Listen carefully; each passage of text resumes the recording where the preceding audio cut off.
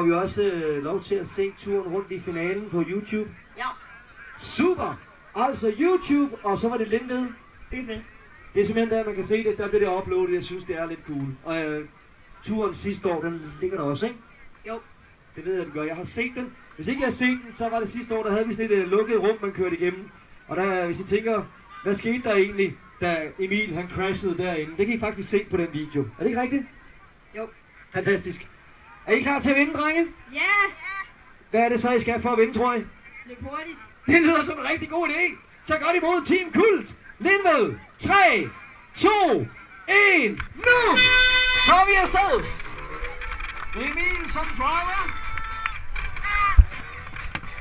Så har vi Jonas og Sebastian, som har fundet ud af, at det er rigtig god idé at løbe stærkt, hvis man skal have forhåbninger om at score første præmien i dag. Vi er allerede ved den anden sidste forændring. Vi kommer rundt i opløbsstrækningen. Og som sagt, kamera på hjelmen. Giv mig stor hånd. Her kommer Team Kult i mål.